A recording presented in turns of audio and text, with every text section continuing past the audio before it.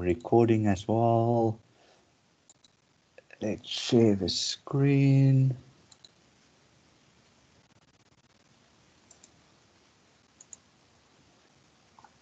Okay, and I hope everybody can see.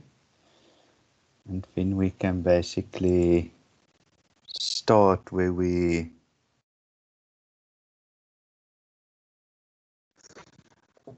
start with the last one. Okay, so let's do this. Anybody writing tomorrow, or do you guys have time at least to prepare for when is it? Thursday, the 12th. Yes, Thursday.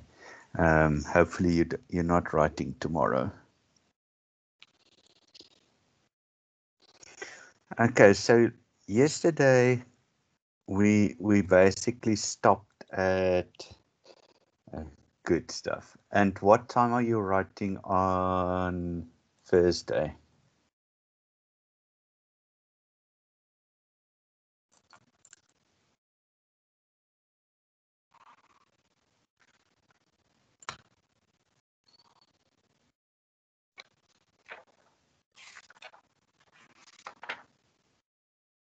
Sheesh. Okay.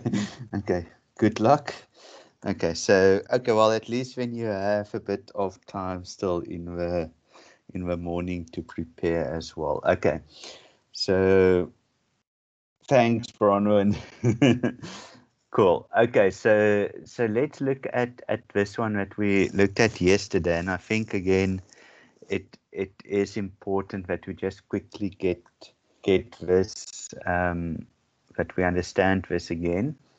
So basically, we need to find the elasticity. I pronounced it correct this time. The elasticity of a nonlinear function, and the elasticity of a nonlinear function. We do it with this formula. So basically, we need to differentiate this formula. So that is what we are doing there, differentiation of that.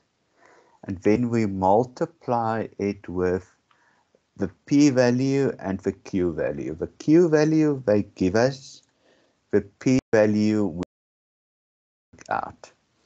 Okay, so the first thing that we do is I would want to just get that part done. So first, to get that p-value, we will need to put in the q that they give us into this formula, and then we will get the p. So basically it is the 0.7 negative times 2, because that is q, so that is minus 1.4. So e to the power of minus 1.4 gives me 0.2466. If I multiply that by 44, I get that my p-value is 10.8503. And my q is 2. Just remember it's negative. Let me just quickly make sure. No, it is positive. Okay, so that is when that part sorted out. So that is done. Okay, so now we basically need to do the integration. And when we do the integration, we need to say 1 over that integration part.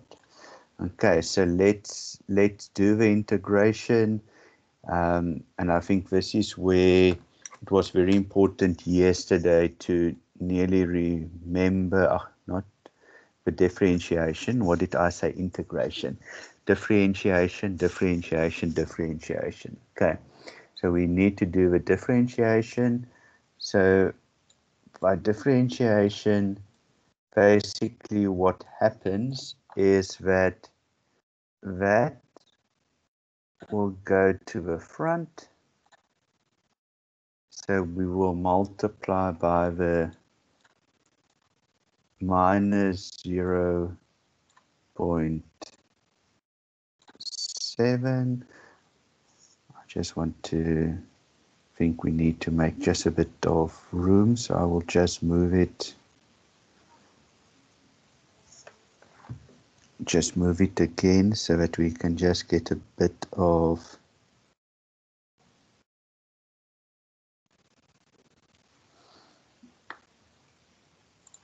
let's just do that. So before we even put the so let's do the differentiation of that. So it is 44 times the minus 0.7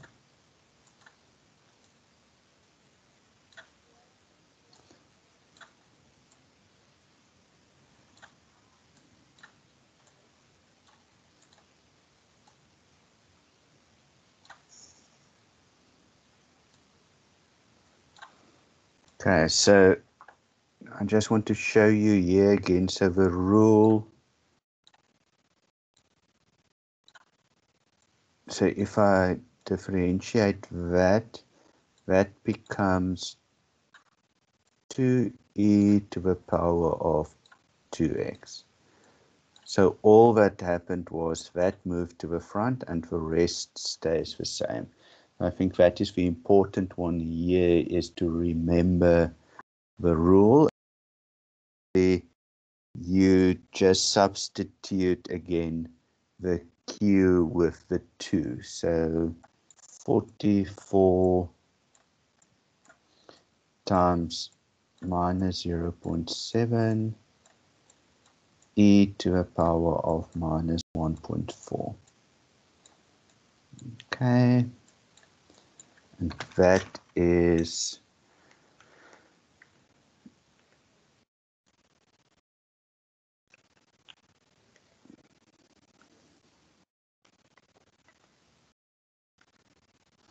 okay, so that is equal to minus 7,592.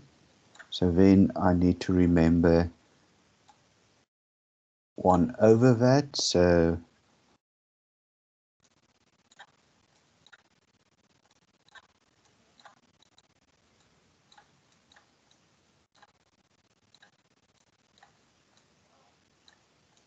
okay, so that is how I would need to work it out. So basically 1 times that, 7 times 2 will give you the answer. So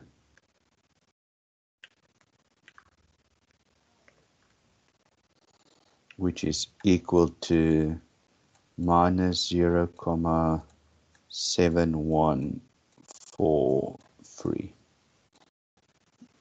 which is option 2. Okay, so the important thing with this one was nearly, remember when it is non-linear function that we need to get to the elasticity, we will need to differentiate that function and then multiply it with p over q. So that was the one that was the difficult in this. So other than that, it was actually not too bad. But the trick is in the differentiation of nonlinear. And I think it was the same nearly on the question that was shared on the group earlier today. So again, that demand function is a non-linear function. So I think it was part of one of your assignments as well. But that again is basically that it's non-linear, so you need to differentiate and then multiply it by p over q. Okay, so that is with question 14 and any of these ones. Differentiate the function, multiply by P over Q. Okay, this one we talked about using, what was it, Symbolab on online, or if there's nearly an app to do it as well. I'm quickly going to show you how to do it, so that just if you need to do something like this, um, you will get something like this in the exam. Okay, so let's quickly look at what I did. So first thing is you need to see that there's a lot of these that you can change, or you can subtract from one another and things like that. But what I did first was to say, let's just align everything with one another, because so that we don't get confused, because very easily one can start subtracting or adding and you're sitting with the wrong one. So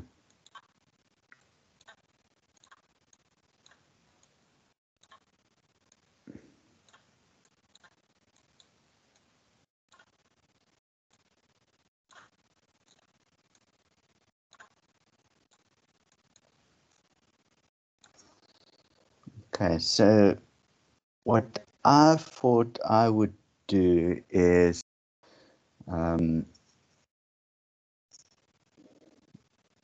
let's quickly see if there was anything that was easy nearly to cancel out. Just remember, again, that is Z. We don't. So what I would have probably said was, okay, let's look at those two, and I would have said, okay, one minus the other one. Let me just check if the rest is correct.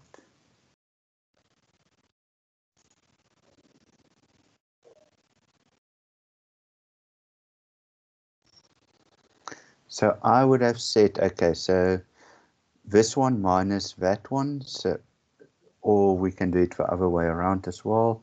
That minus that, so x minus x is 0, minus, or 2y minus 3y is minus y, 3z minus 0 is 3z, 6 minus 0 is 6. So then we sit with two formulas that are very similar. So then I would have just quickly rewrite that into a better way. So this was actually a simpler one than what we did in one of the previous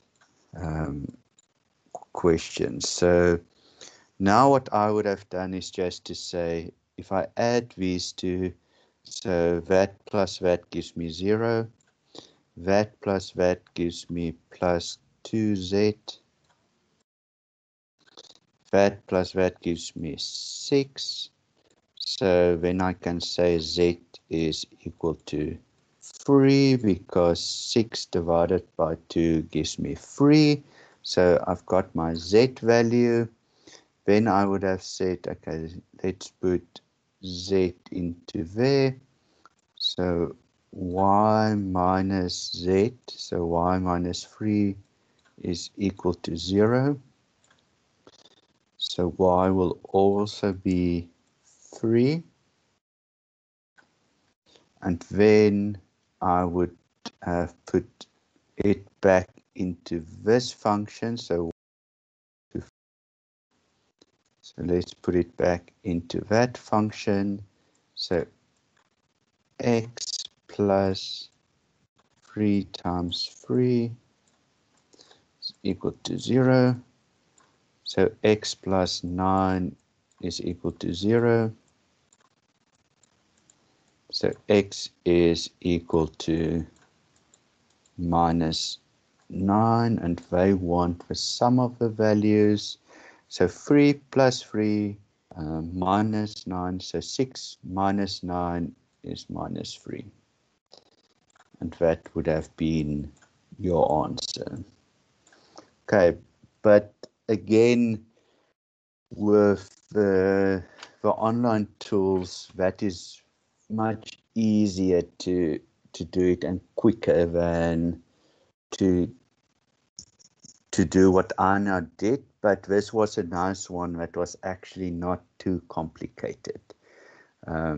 So again, basically the first thing was to just simplify to one of the values, and then with what they've given us, it is actually not too bad then to work all of them out.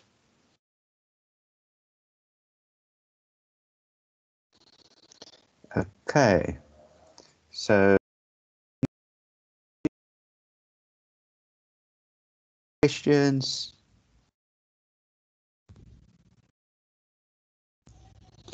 Okay, so just I see we are a few, so if there is questions, just raise the hand and ask. No problem at all. Okay, so the next one, and this is again was what was this, nearly study unit 1, study unit 2, if it was even part of the things that we've done. So a lot of maths. So how I look at it again is always to look at, is there anything that I can first nearly eliminate as one of my options? So when I look at all of these answers, I'm like, okay, there's no constant. So I'm looking at these. So I'm like, there's no constant there. So the only constant is there, and it is the square root of 4. So I know that the square root of 4 is going to be 2. So before I even get to the rest, option 1 is not the option. Okay, so let's look at the rest of it. So by having this to the, what do you call it, to the, I don't even know what to call this. It's not quadratic, it's not, so whatever it's called, how one basically simplify that is to take that, so it's not square root, the fourth root nearly, is you divide this by 4. But because there's a y to the power of 3, you need to divide that by 4 as well. Okay, so that is taking that step to that. Then let's do that one separately. So square root, so square root is normally easier. So square root of 4, like I said, was 2. Square root of x to the power of 2 is basically x. And then what I would have done with this one before I square root it is, if it's at the bottom minus 4, I can bring it to the top.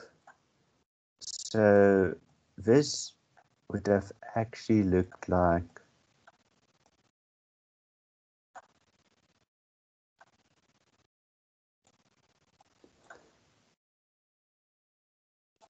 like that. Okay, so then I can say that is y to the power of 2. Okay, and then I start looking at, okay, this is very strange.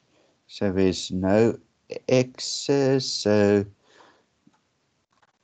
4 over 4 is basically 1, so minus 1. There was the positive 1, so that is why that basically becomes 1. So that's why there's no x's. And then this one is y 3 over 4. But let's see. So what is 2 is basically 8 over 4. So 8 divided by 4 would have given you 2. So now you can see that one will basically disappear. What is left here is 11 over 4. Okay, and then we go and look if we can see it is. Okay, so, but this is, this was nearly way back. I don't think there was a lot of this in the assignments or in the study guide. So this is way back maths that you just, it's nearly from school maths what was shown here again. And that's the tricky one with this paper as well, is that sometimes they throw in something like this that it's not that difficult, but because you haven't seen it that much, then it is like, oops, but what must I do here? So again, just if you have time and go through some of those expressions and things like that, just to see what you need to do. Okay, questions on this one before we go to the next one.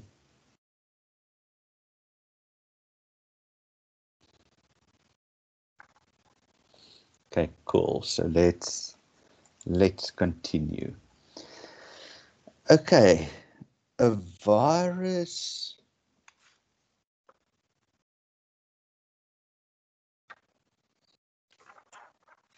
Why? I'm just looking for where did I now write all my answers down. It's not in my book. Shucks. I was working on it last night and now it disappeared again. So let me quickly check if I still have it. Okay, so a virus is thought to spread through a game reserve impala population according to this equation.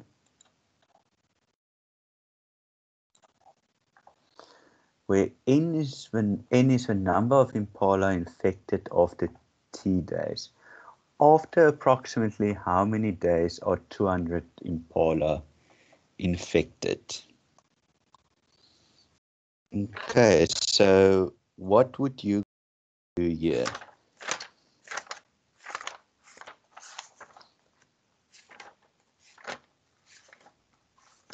What would you have done?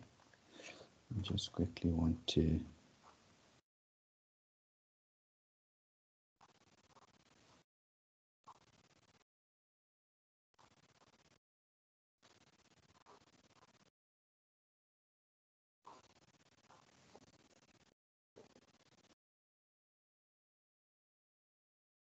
Okay, so I think in one of our previous sessions, we did something like this as well. And when I nearly made the mistake I wanted to go into integration and things like that. But this one is actually, in a sense, straightforward. They say after approximately how many days? So we know where n is the number of impala infected after t days. After approximately how many days are 200 impala infected? So we know that n is 200. So basically what we need to solve is what is t. So, and was it Heather, you that said it yesterday? You can use the Muhammad Scully method here. So you could, in the equation, you can say, okay, let's replace t by 2. Let's see what's the answer. Let's replace t by 3, and let's see what's the answer. Let's replace t by 4, and let's see the answer. And let's replace t by 5, and let's see the answer. And hopefully it will automatically get you one of those. So that you could have done.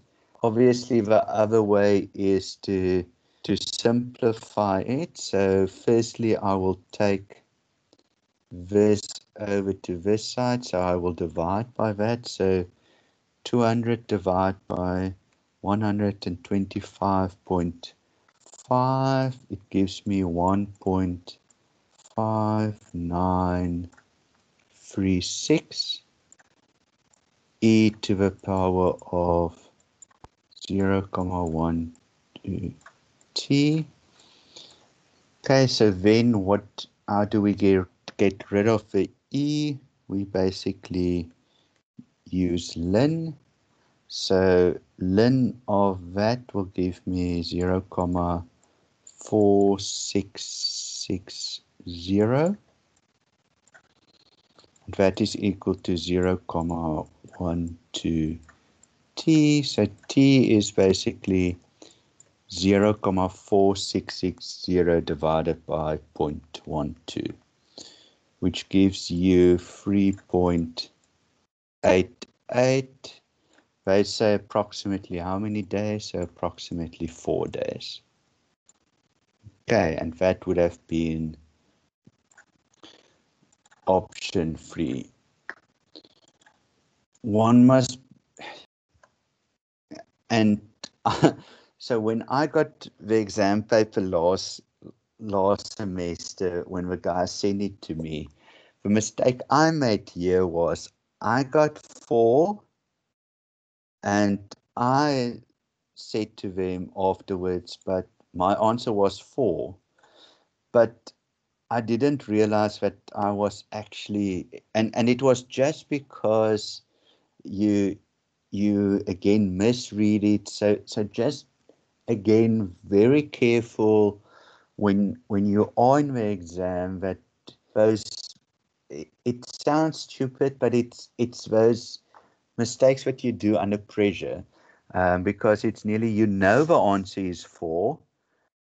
You see a 4, and then you nearly click the 4 instead of saying, but okay, the answer is 4, so it needs to be option 3. So just when you do the exam, just look out for that small things that don't cost you marks, because you are doing everything correct at that stage. Okay, so let's go to the next one, and this one, you will also, yes. Sorry about that. Can you just go back? I just need to write down that like final. Yeah. So Yeah, 0. so this was basically when you take ln, or let's make it ln of that, and ln of that, then the e would fall away. Okay, so that is when the next step. I will also share this presentation tonight on the group as well. Do the presentations go to YouTube? Do they go to? Wait, So what UNISA does is they would load it onto YouTube and then share the link within the Cape Town work group, read. but I can forward it out of that for you. So I will, when it's loaded there, I will forward it to you that you can get access to the links as well. And when it is on YouTube. So you can probably search for it via on YouTube as well, but I will provide you the links when it is available. So all our sessions so far, I can find it on that YouTube channel. Yes, yes. Perfect. All right. Thanks. We can move on. Yes. So I will later on tonight, I will just load all this semester's links again for you, and I'll load the previous semester link as well when everything is there for you guys. So I'll do that later tonight. All right. Perfect. Thank you so much. No problem. Okay, All right. so We can move on. so this one you will definitely get in the exams a type of question like this. Um, and I think that is why it's important that we just again go through the steps, because this for me is actually, in a sense, it should be easy. But let's again look at what they give us and then look at some of these answers. So a small ironworks manufactures two types of gates. Okay, so let me quickly do that. Ha, better.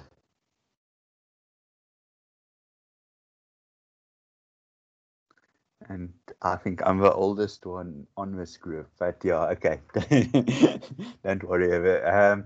Okay, cool. So as I go forward with the rest, I'll also just enlarge it. Okay, so let's quickly, so manufactures two types of gates. So the gate types are um, security gates and ornamental gates. The time requirements in hours for each stage of production, the limitations on the available hours, and the selling price are given below. So hours available is at 900. So no more. More than 900, not the option. Okay, so not the option.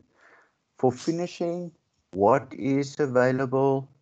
Maximum 400. Okay, more than 400, not the option. So I haven't even gotten to any of the rest yet. So then remember when I showed you guys when we have, say, 2 or 3 lines, then there's always the one that says x and y bigger or equal to 0, so that we can put it in the acceptance. So look at this one. X and y smaller than 0. You can't produce a negative security gate. You can't produce a negative ornamental gate. So you need to have it bigger than 0. Can't be. So you're actually, with just looking at what the limitations was within this table, you could have gotten to the right answer already. Okay, but let's quickly write it out so that we at least have it. So the first one is for welding. You basically can go to 5. or 4.5x plus 2y will be less or equal to 900. And then for finishing, 1x plus 2y will be less or equal to 400. Okay. And then the other one is that x and y must be bigger or equal to 0. Okay, so that is how we would have gotten it in any case, but I nearly just wanted to again show you that just by eliminating things that could not happen because of the set rules, you could have gotten to an answer as well. Okay. Next one.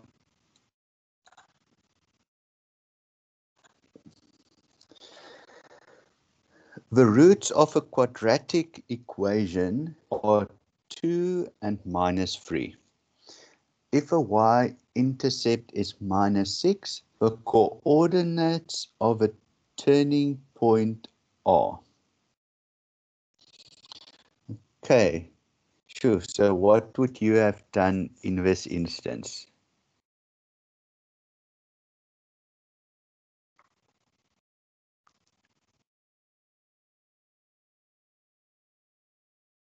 I think I would have substituted um those variables or those like the answers there 2 and 3 into the regular quadratic formula, and Okay, then cool.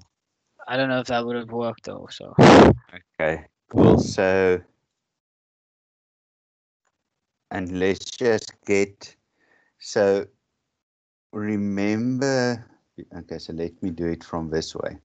So the one is x is equal to 2, and the other one is x is equal to minus 3. So to get to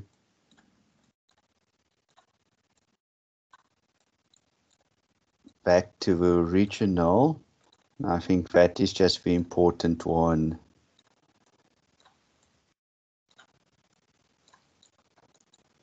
Okay, so that would have been my two factors. And you would see that if I multiply the 2 and the 3 out, which will give me my C, it is minus 6. So you spot on. So then it is basically x to the power of 2. That was plus 3x. I just want to write everything out that we don't make a, that's minus 2x minus 6 is equal to 0. And then we can write it as x squared plus x minus 6 is equal to 0. Okay, so let's look at the option. So very interesting, minus 0 0.5, minus 0. Oh, 0 0.5, 0 0.5, minus, minus. So to get the turning points, remember, sure, there's one of these. I just need to think, is it this formula? Okay, let me quickly, I just want to show you guys as well. There was a few formulas given. So did you guys receive a formula pack or exam pack or anything like that now to prepare you for the exam, or nothing?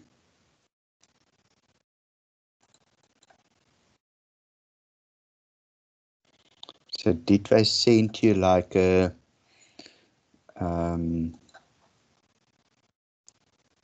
any packs to say, well, these are the formulas, or or anything, or is it just they said it's open exam, kind of open book exam?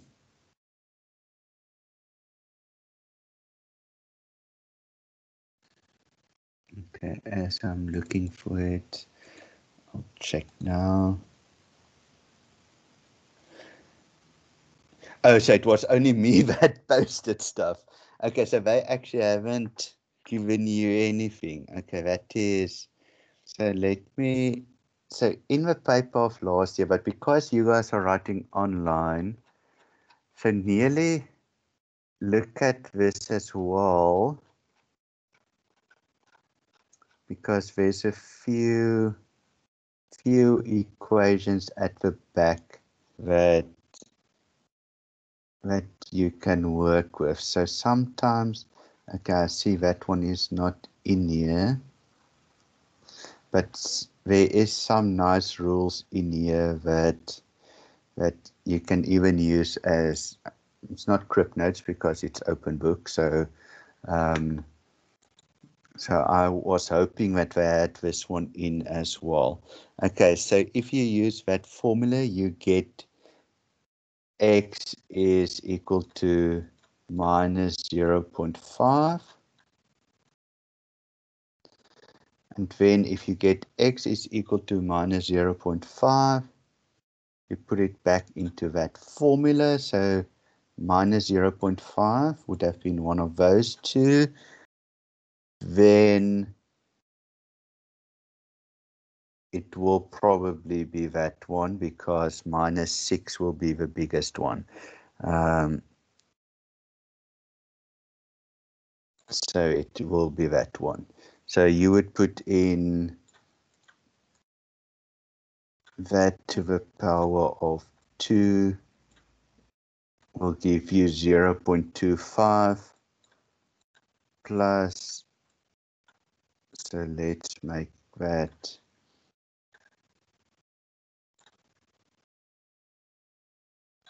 minus 6 will give you minus 6.25. Okay, so that is how you would have gotten to option 2. Okay, so again, you would see that there was the positive. So if you used those two as the plus and the minus, you would have gotten that. Oh, sorry, you would have gotten that.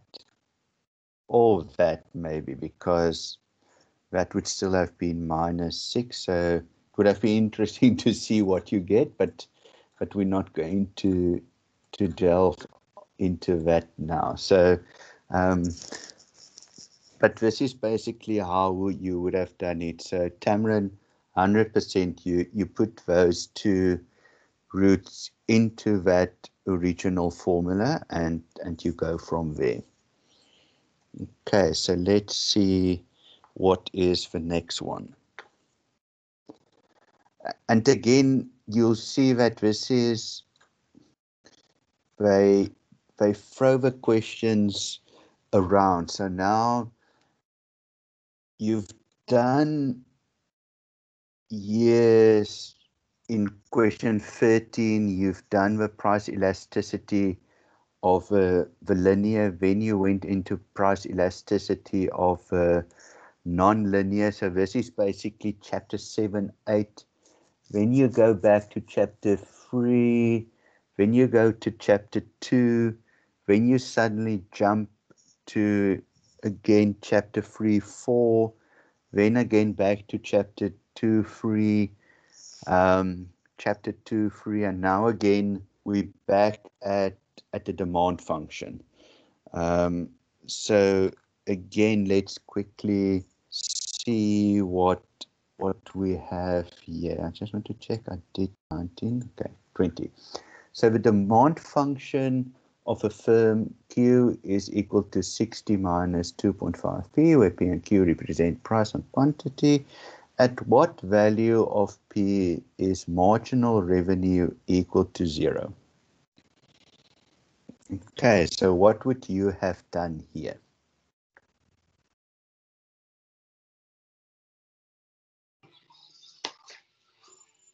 May I speak? Yes, please. Okay, I would have gone and found what total revenue is and differentiate to find marginal revenue. Am I on the right track? Yes. Okay, so how would you get total revenue? P times Q, so it would be P multiplied by 60 minus 2.5 P. Cool. And that would give us 60P minus 2.5 P squared. Cool. And then we would differentiate that. I didn't differentiate it yet. Okay, so you would we differentiate it. Yeah.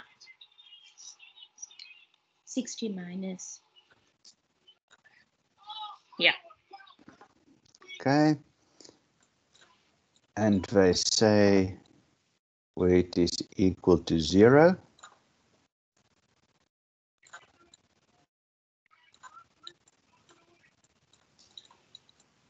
The answer would be 12.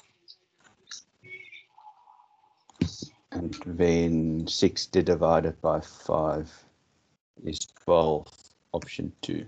So there was more option 2s in this paper than option 3s, but it's only when you don't know the answer that you guess option 3. Okay, so again, very simple when you know what you need to get to. So you needed to know to get to marginal revenue, we basically need to get total revenue and then differentiate total revenue. And then you need to know total revenue is P times Q. And depending on, they could give you the price function, or they can give you the Q function. But if I give you the price function, you would have just said that the price times the other one, or Q times price. So depending on what they give you, you just work it out. So if I had P was equal to, and I'm just now making up a few numbers. So then you had a P function. So then you would have said, okay, 5Q minus 4 times Q. But then you will not get a price, you will get a quantity.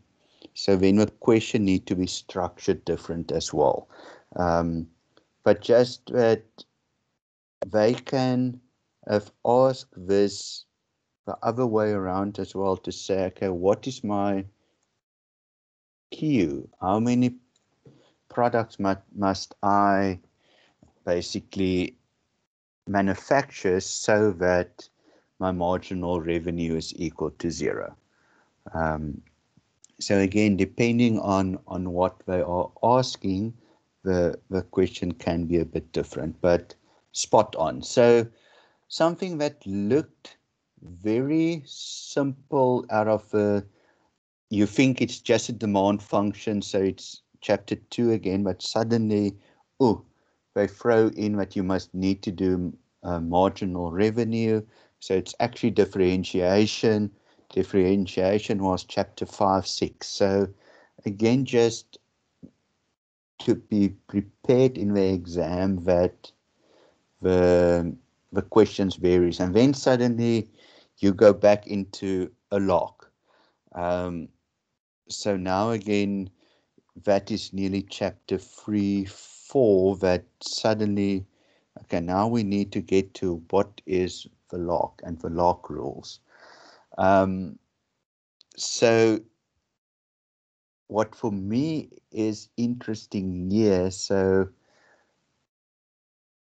again, talking about the Scully method, I would have probably said, okay, let's put 5.131 in there. Let's put it in there. Let's work it out and let's see if we can get the answer. Okay, that is probably what I would have done, just to make it easier. Let's quickly see. I just want to check if my math solver could have done that.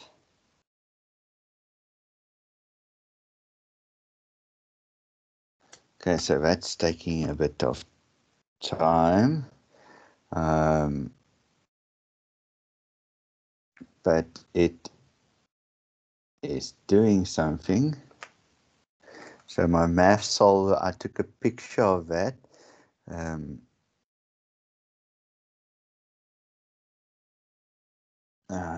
Why does it say I'm offline?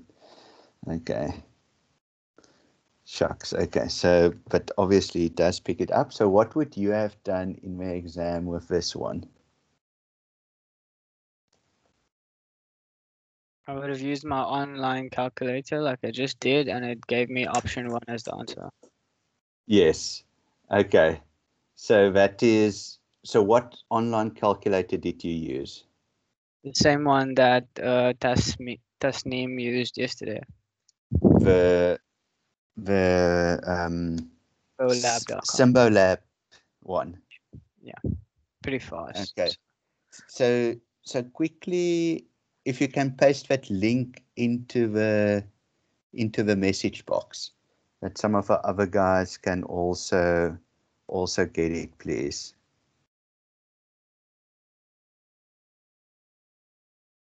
That cool. Right.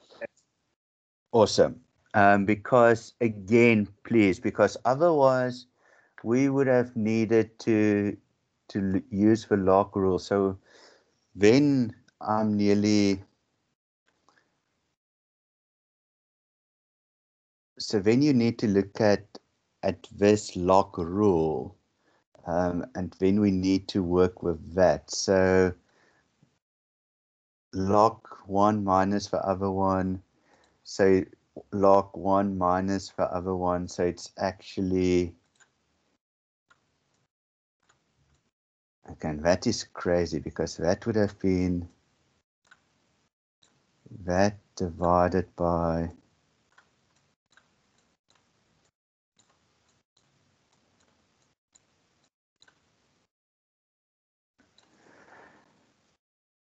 yeah, I just want to see if, nearly want to look back at, this is going back to way back maths, so it would have been, maths would have turned that around if I do that. Okay, so please don't,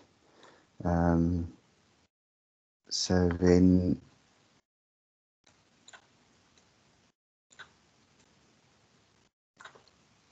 that will cancel out.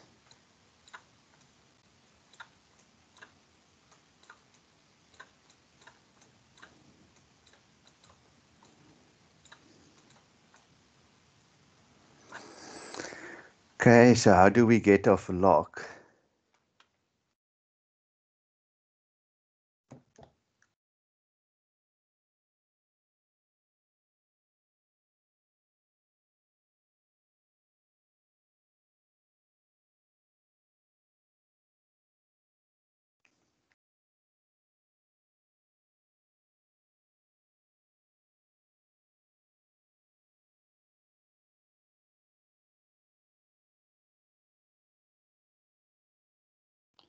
Ten to power of, okay, so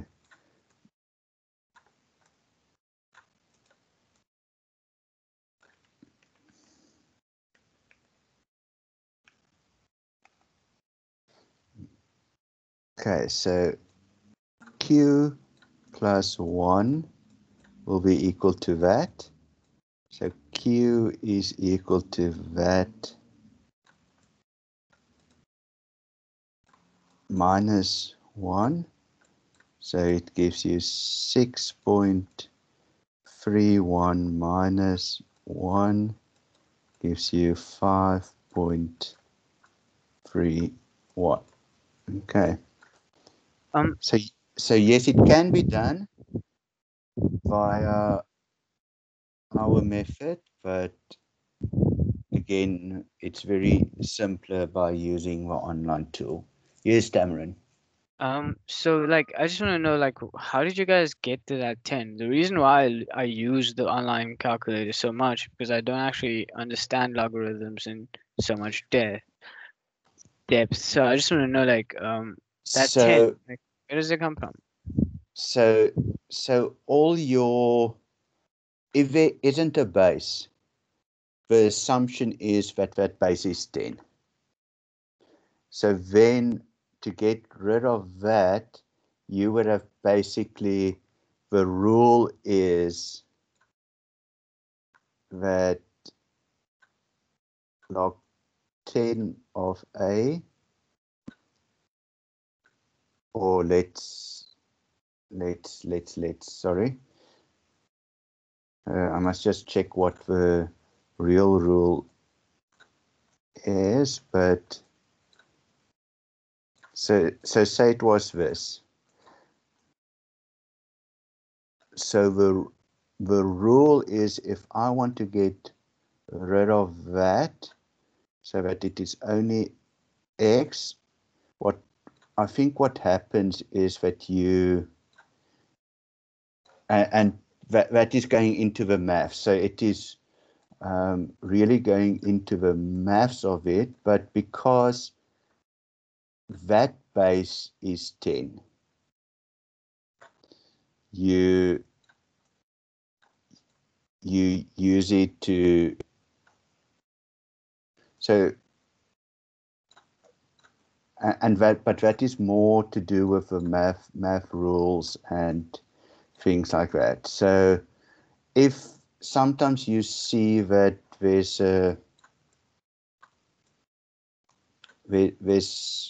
something like that as well. So then you would have said it's 2 to the power of 0.8.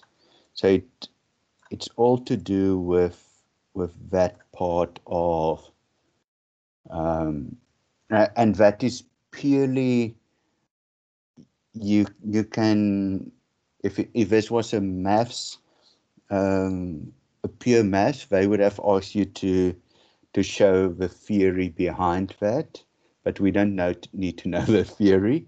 So you just need to know that you can do that.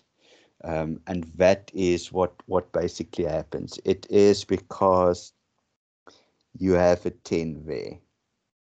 So even if it's not there, the default is 10. Like X1, the default is X.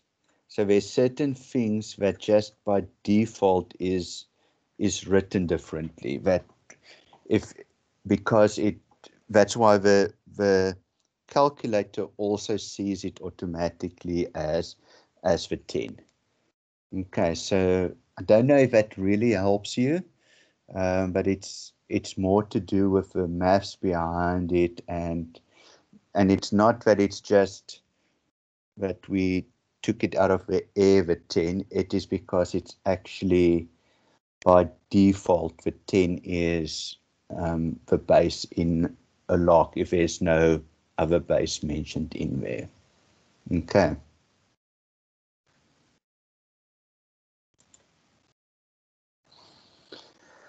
Okay, question 22. So question 22. So now we nearly hop back to that you need to say, you look at the equation, how many units must be manufactured to maximize a profit? So how would you do this? What would you do?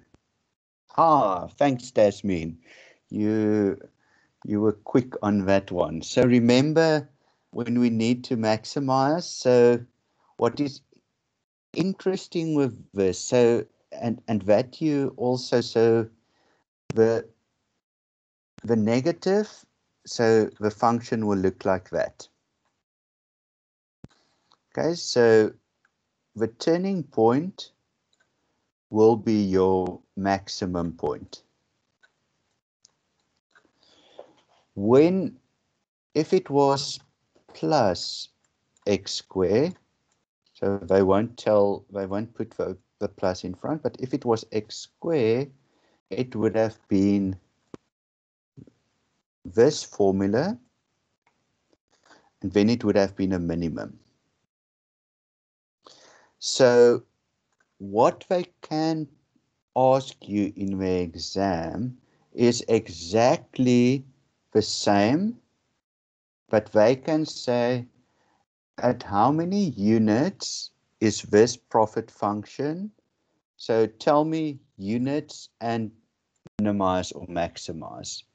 Okay, so that you just get that as well. So they could have had, so to minimize or maximize, that is the function minus b over 2a. So I normally just write it as that. That's ABC. So minus b is minus 8 over 2a, which is minus 1.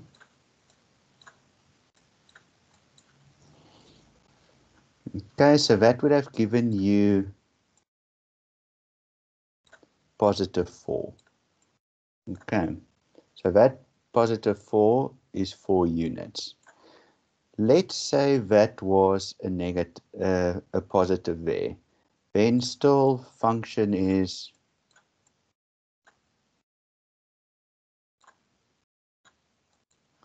still minus b with 8. Then this would have turned into positive. So then it would have been minus 4. So then you nearly know that that tells me that I'm minimizing and not maximizing. So if there was two options, another option that said 5 units, min, max, just that you are prepared for that in the exam as well if they ask it. So just a small tip.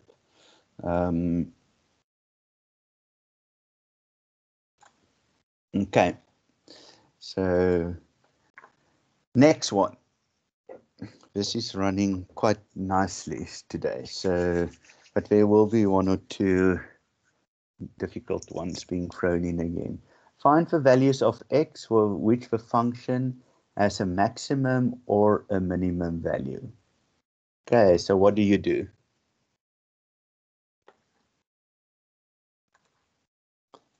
If I have that, need to get minimum or maximum, I differentiate. Okay, so I need to differentiate that function. So if I differentiate that function,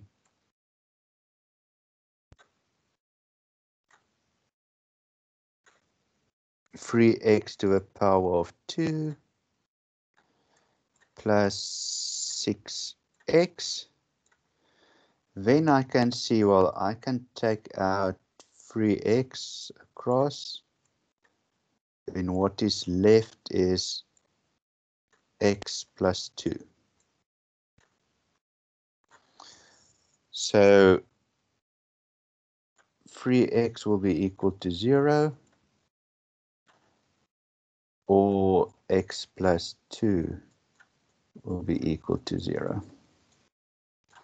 So x is equal to 0, or x is equal to minus 2, because that 2 will go over, so it becomes negative. So let's look at the options. 0, 0.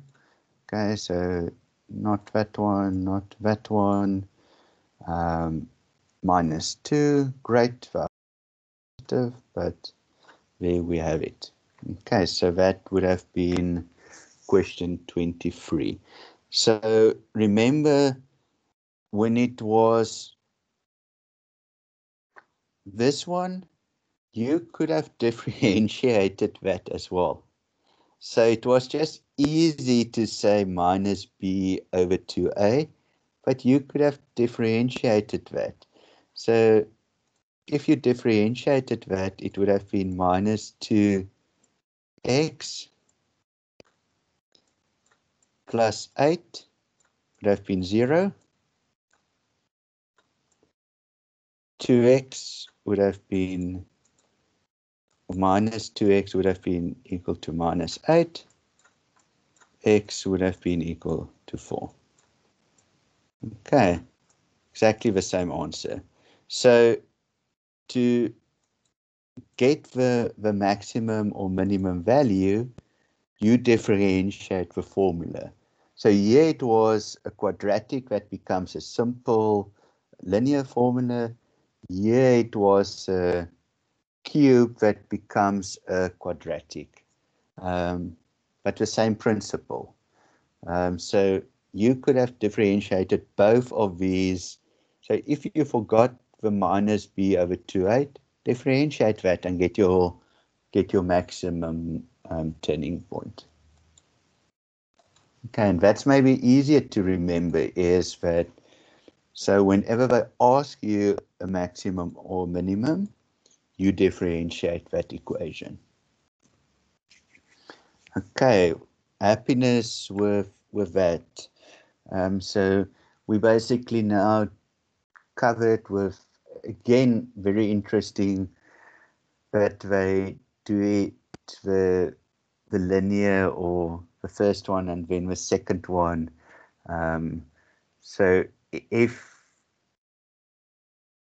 you said here minus b over 2a, you would have likely not get, but just okay. Let's skip that. We're not going to make things more difficult. Okay, so question 24. Suppose the total cost is given by that, where Q is the number of tennis balls manufactured. What is the marginal cost when Q is 20? Okay, so from total cost to marginal cost, what do we do?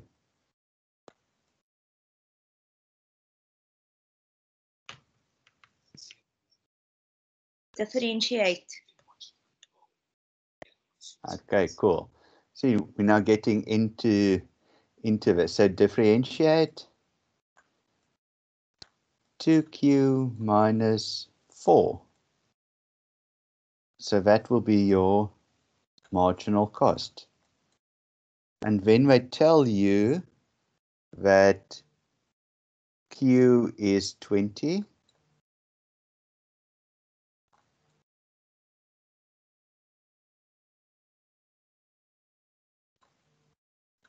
so 40 minus 4 is equal to 36. Option 3. Okay, if you said 40 plus 4, I don't know how we would have done that. You would have gotten that one, but I don't know how we would have gotten that as a plus. But so here you needed to know what to do to get to marginal cost. So from total cost to marginal cost, we basically differentiate. Okay, and then you use the 20 into that formula. Okay. Hey, and that was option 3. Okay, so let's go to the next one, which was much more difficult. Okay, so let's see, was there any ways that one can look at this and eliminate a few.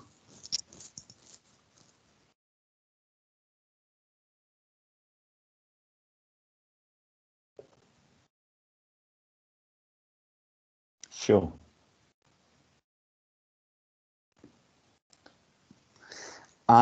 This one I would have used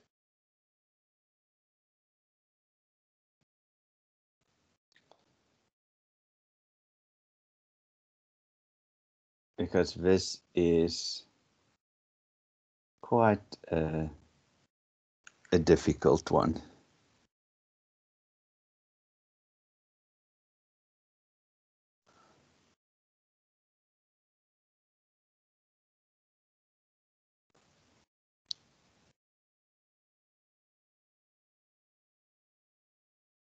Okay, so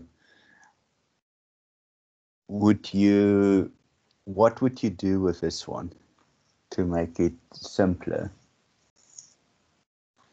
Okay, so let's quickly, before we even go into this, let's quickly just check all of it has that one in.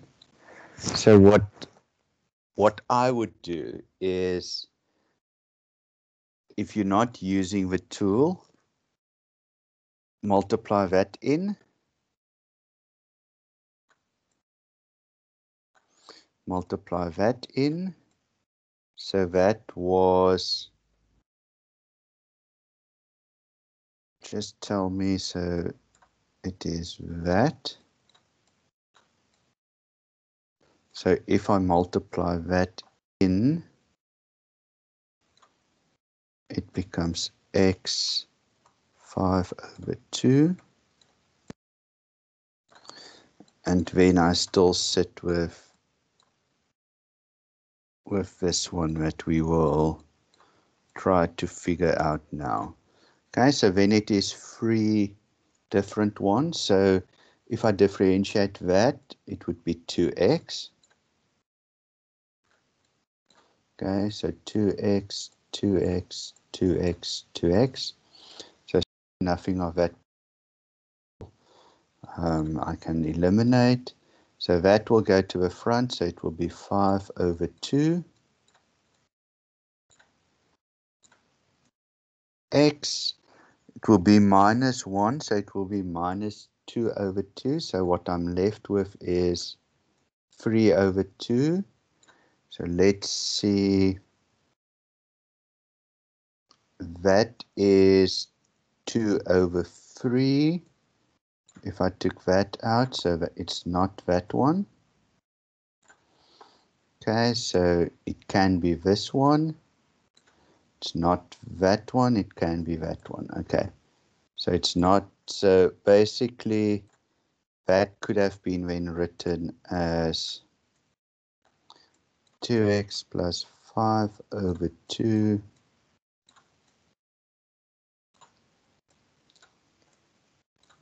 x to the power of 3. So at least now, wait, so there's no 5 over 2. So that's also wrong. So what I'm left with is 3. Before I even need to go to the most difficult one to differentiate, I actually already had my answer. Okay, so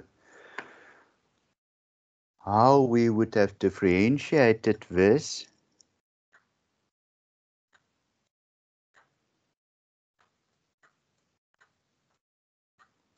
so what I would have done is I would have nearly said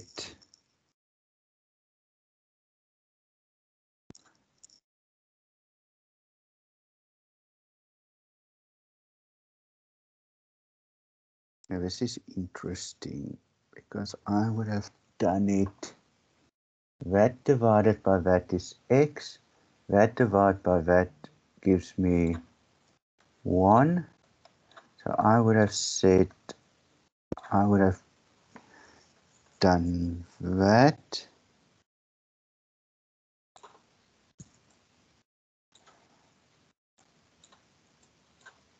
So if again, so shoo, this is my maths from way back kicking in.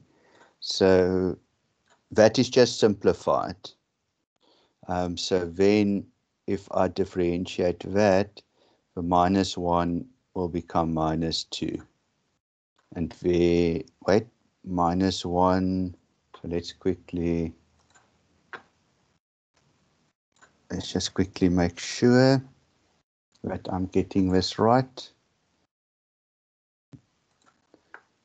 X divided by that is X. X divided by that is +1.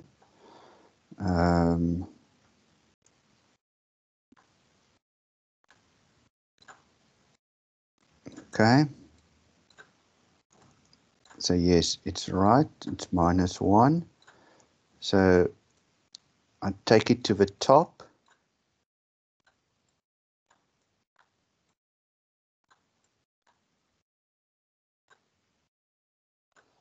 So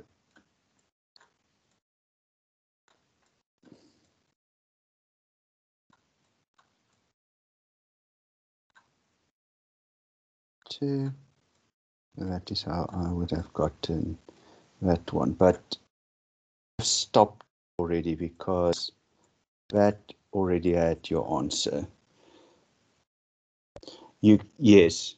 So you can also use the, what's that, the product rule, Patricia? Chain rule, product rule.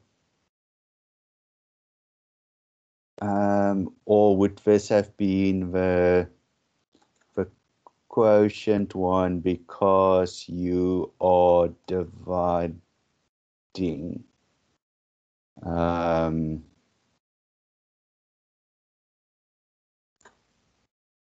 So there's a few ways that you could have done it. What is the, let's just get the right rule for that. So it was the differentiation. So if you needed to differentiate, that is two functions. So you could just, like Patricia said, rather substitute, because that, I tried to do it in my old maths way, but it is better to do a substitution.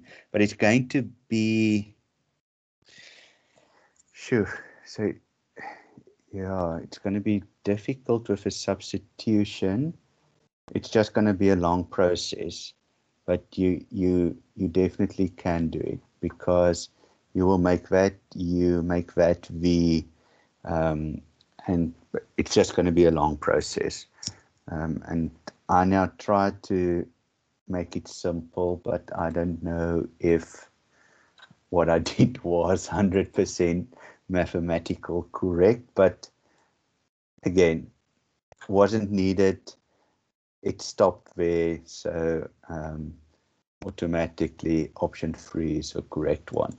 And I think important for you in the exam is try to do the I don't want to say the least, but nearly, with these difficult ones.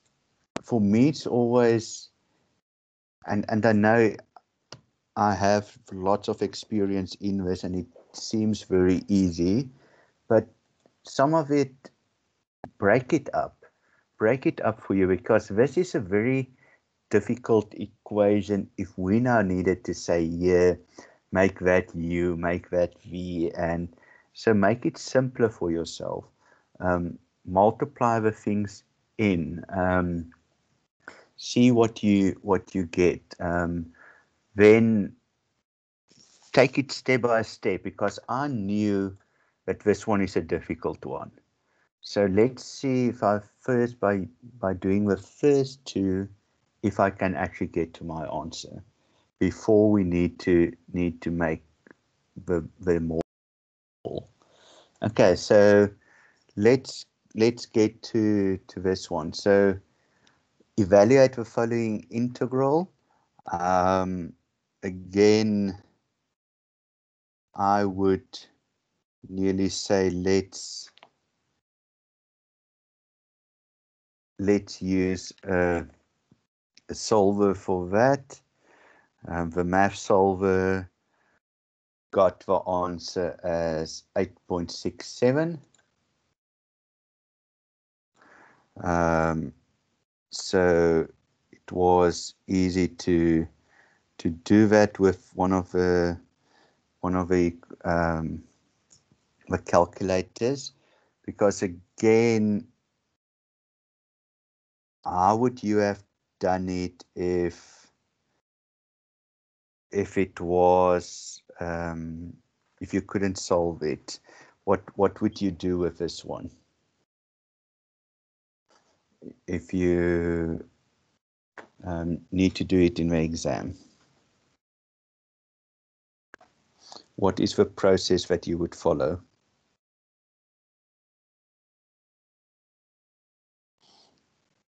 Okay, so I used the math solver app. So are you on the group chat, on the WhatsApp group chat?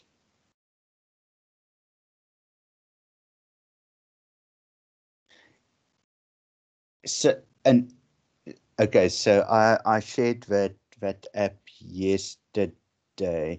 See, you can use the Casio as well. That's why I'm like, you can use your normal calculators to do this, or you can use, that's why I'm not finicking in you being able to use an app or online facilities, because not everybody can afford the calculators, where you are probably much easier to get access to an app if you have a phone, or the online calculators, because the Casio, you can actually calculate this with a Casio as well. And that for me is, so why must the student spend on a Casio but not be able to a functionality that's online that can do exactly the same? So Right, but please, if how would I yes, do this on the Casio? Can you explain see, that? that is a very good question, because I don't even own a Casio.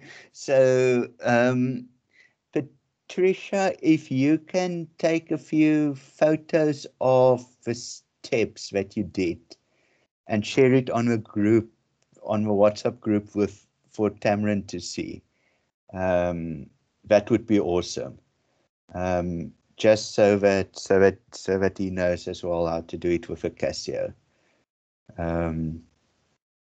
Okay, great.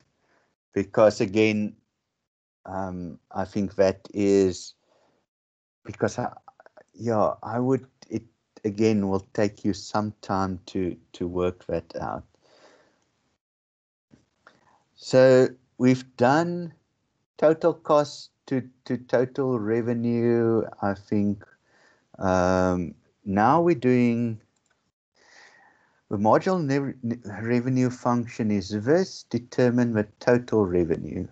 So if that is marginal revenue, how do I get to my total revenue? So if I need to go back to that, I need to integrate. So integration, basically 10Q would have divided by 1. So let's look at options. Okay, only that and that has 10Q. So that will become minus 4Q to the power of 2 divided by 2. So if you did not say divide by 2, okay, so that one was even, in any case, totally, okay, that is just totally wrong in any case. So that's probably even a printing error, that it should have been 2. And then plus C, because we always need to add the C. So it would have been 10Q minus 2Q2 plus C, which is option 4. Okay, so I would have thought that should have actually been a 2. So if you didn't divide by 2, but in actual fact that you could have already eliminated as well. Okay. So again, the thing to remember here, so when you go from total revenue to marginal revenue, total cost to marginal cost, you differentiate. To go from marginal revenue to total revenue and from marginal cost to total cost, you integrate again. Okay. So I've asked us here, it's 2 questions, so a marginal revenue, and then they ask us, okay, to determine the demand function. So how do you determine the demand function?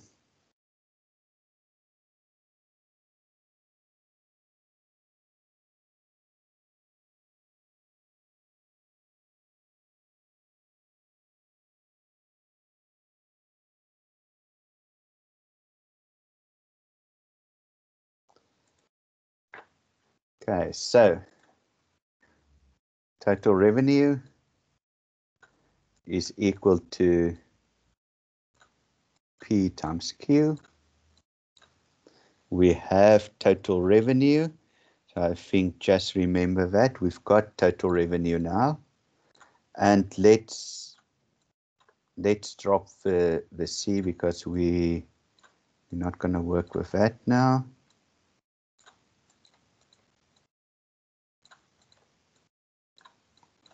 Okay, so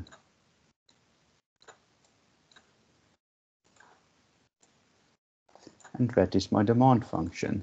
So 10 goes into that one.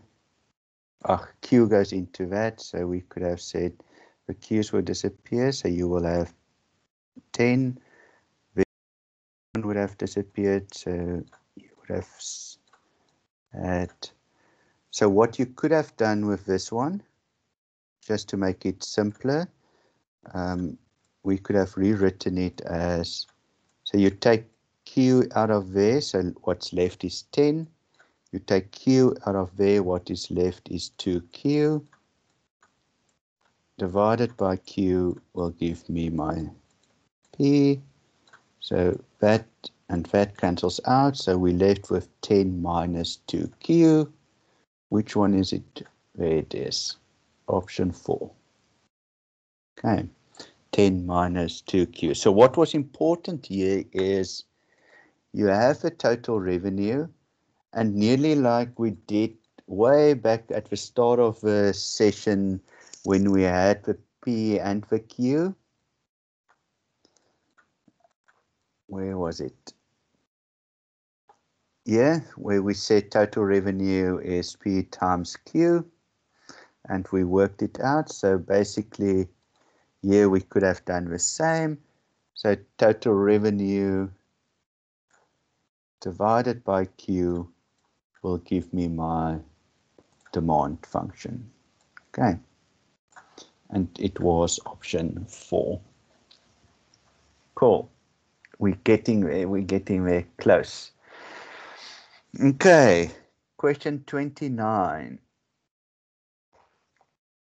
A firm's production function is given by that, where Q denotes the number of units produced and L the number of laborers. Determine the size of a workforce that maximizes output. Okay. I would have, so this is just me looking at this. I would have said, I look at those two. You can't have minus 20 workforce. So I would have just gone in the exam for option 2. That is just, yeah, that is what I would have done. So tell me what would you guys have done in this one?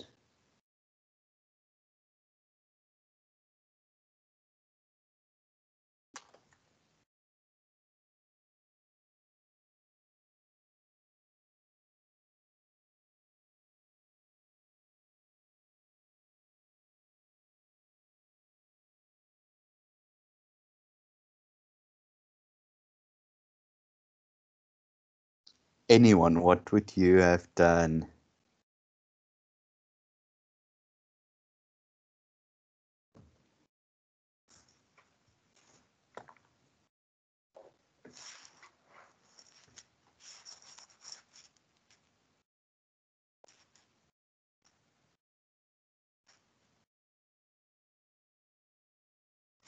Oh, well, there's another way that one could have.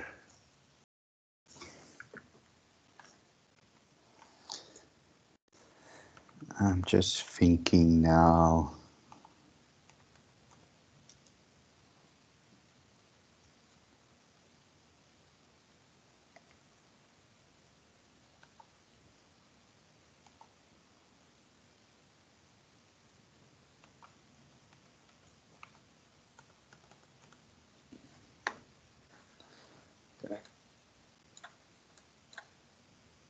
I'm just writing a few numbers down. So I said I done the Scully method.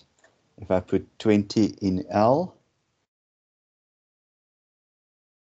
so I would have said, let's quickly do Scully, put 20 in there, solve that. So e to the power of that times then 20 times 700, and that would have given me that.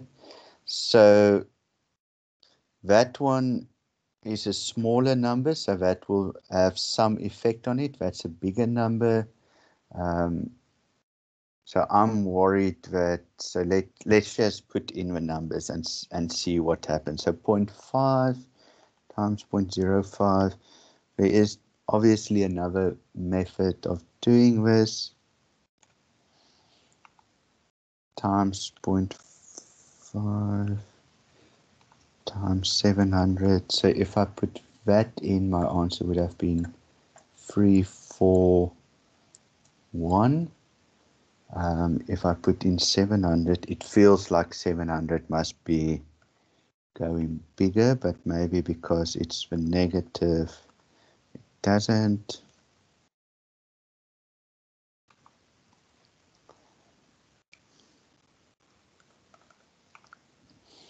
Okay, it's funny. Okay, so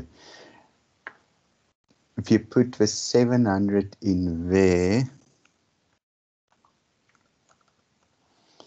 you get minus 35, and e to the power of minus 35 give you something to the power of minus 16. So it actually becomes so small that that is the only answer.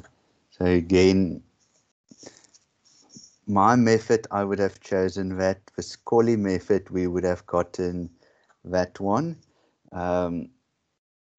But the right way to do it is, so Patricia, what did you do?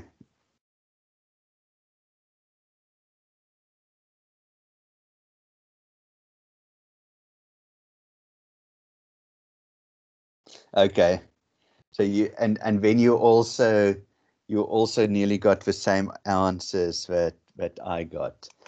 Let me quickly, what is the right way to do this? Is probably, I'm just now thinking, determine the size of a workforce that maximizes. So when you maximize something, what did we say we need to differentiate? So you would need to differentiate this formula and then solve. So now we need to remember how to differentiate e to the power of that. So it becomes a very difficult formula to actually work out. The guys that shared some of this, I think on Instagram, some of not on Instagram, on Telegram. I think this memo was also somewhere there. How did they answer this? Because I assume they would also have used a quicker method, because you will need to differentiate that, and then it becomes very difficult to get to that. I'll check tonight if I can differentiate that. Even with Symbolab, you can differentiate that and then look at all the steps, but it is going to, okay. So I'll check if I can do that and then just take a picture of it and share it with a group. Okay, last one. Okay, so now again, we're going nearly back to the things that we did up front in study unit 3 nearly. So again, what we need to do, so what do they say? In this graph was drawn a feasible region of a set of inequalities shaded in gray. Determine the maximum value of the revenue function subject to the set of inequalities. The maximum revenue is equal to, sure. Didn't we do this in one of our assignments? Why does this feel so familiar?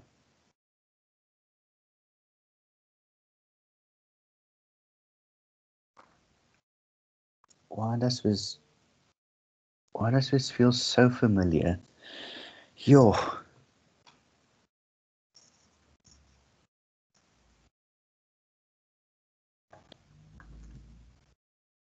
So it is all that point, all that point, all that point, all that point. So you need to find what that point is, what that point is, what that point is, what that point is. Put all of those points in here, and then you need to see which one maximizes the values. Okay, so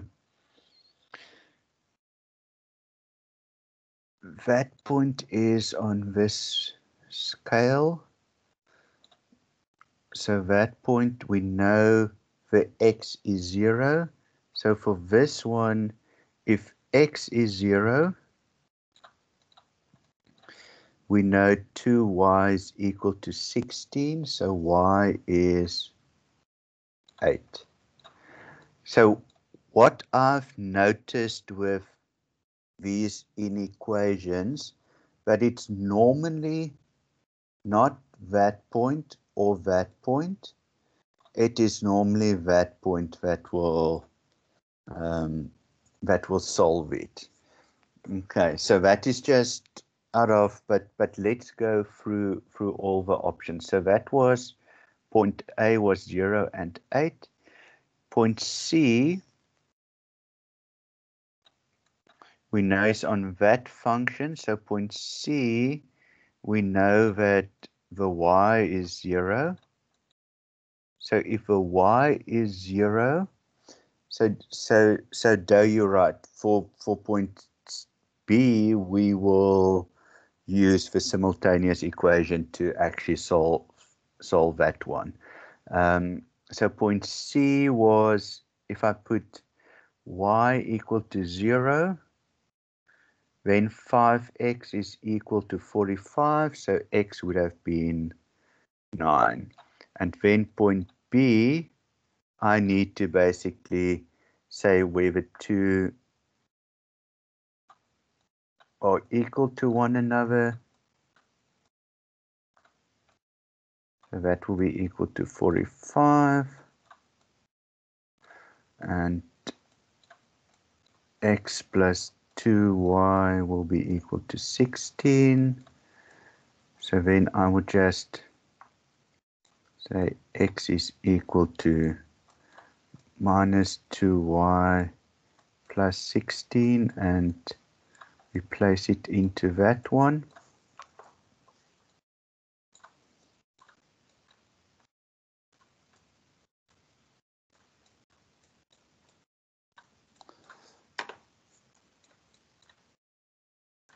Plus 3y is equal to 45.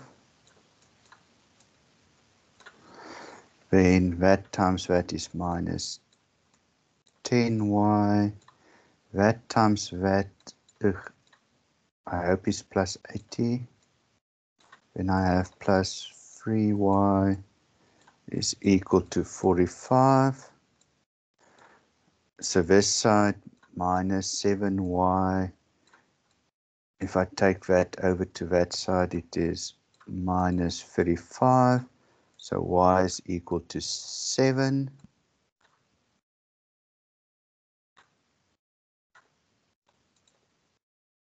If I put 7 back in here, 2 times 7 is 14. 14 goes over to that. 16 minus 14 is 2.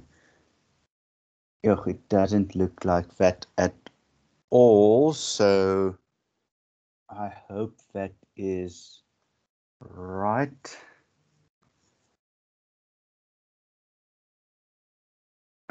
Thank you very much. Y is 35 divided by 5 is 5. See, so that is, thank you. You see, I was skeptical about that. Bad maths. So then y5 there, so it's 10. Take 10 over, so x is 6, y is 5. Looks more in line, 6 and 5. Okay. So then if I put that one in here first, that would become 0.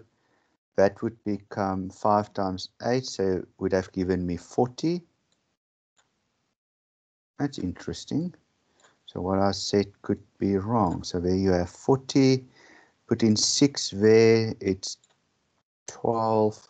Put in 5 there, it's 25. So that was for 37, was point B. So that's smaller. And that one was 9 and 0. So put in 9 there, it's 18. Put 0 in there, it's 18. So the maximum was 40. Okay, so point A, point C, you basically get from putting in the zeros into that equation, and that one, like those said, we will basically calculate with a simultaneous equation. And then you put those points back into your revenue curve and you check which one gives you the biggest answer, which was option 1. Okay, so that is it. Phew. So good luck, guys. At least you have tomorrow and the morning of Thursday to still prep. I will be on the WhatsApp group, so if there is things that you want to ask, please do. And I'll share the links as well.